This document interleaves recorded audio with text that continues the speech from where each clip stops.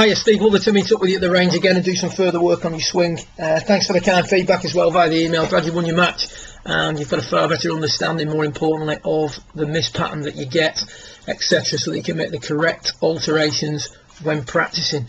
First of all, if we look at you here at the start of the session, we're going to see that even though despite your best efforts, accumulator 3 still loads a little bit too much, too soon.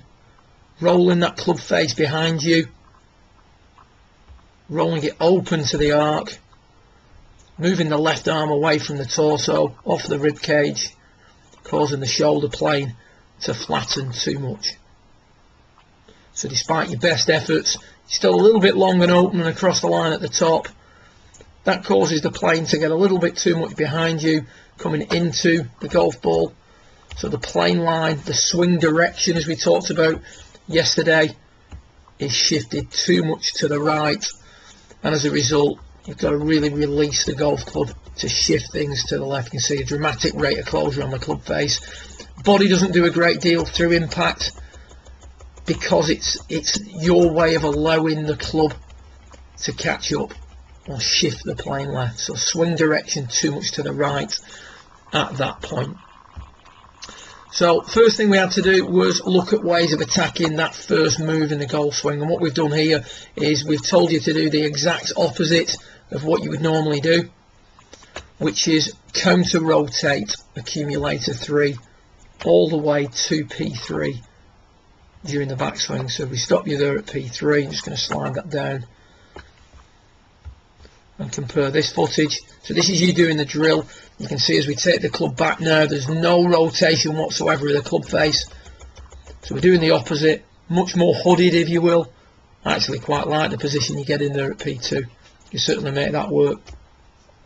Much better tilts in the shoulders, much better connection between the arms and the torso, and face to path relationship dramatically improved. So that was the feel, quite an exaggerated feel, but you can see the difference that it makes when you compare those two swings at P3. Massive improvement in your tilts, massive improvement in your leg work, and a dramatic improvement in the way the club moves back. So that was part one of your lesson. You need to get that sort of feeling of counter rotation of accumulator 3 from P1 all the way to P3.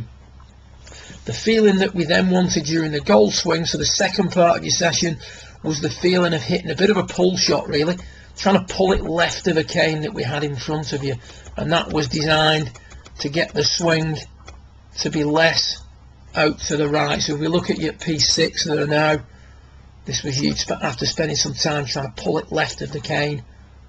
It's a touch less of a drop on the inside, and the shaft at P6, keeps missing on that one, is less to the right. So we've got a more inline shaft condition at P6, which then allows you to swing through. You can see there you're a little bit more active with the body now. You can keep the body turning. You don't have to stop the body as quickly. Much more passive through the hitting area. As a result of that, arms not moving out as much, staying on the circle,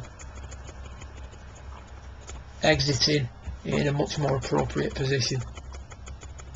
You miss your exit on this one, but you can see there it's going to be very, very high at that point. And then we looked at the piece that's going to calm your release down. If we watch you from face on, this is early in the session, a little bit too long in the backswing, and then shaft quite vertical coming into the golf ball. The odd drop kick is caused by this right shoulder being maybe a little bit too low, and also you expanding the radius of the swing, resulting in the handle location being a little bit too far back at impact. Certainly not a problem with your weight shift. This is you towards the end of your session working on the flying wedge drill. We've asked you to move the handle forward just to emphasise that feel that we're trying to create at impact. And the thought here on the backswing is that the arms do nothing, and look how much better that backswing position is there now. Much more under control at the top. That's going to allow you to keep moving through, lead with a handle for longer, create a little bit more shaft lean at impact, but more importantly, get the location of the handle a little bit more towards where it should be, which is the middle of the left thigh at P7. So the way you should practice this, Steve, we said we'd go over this for you at the end of your recap.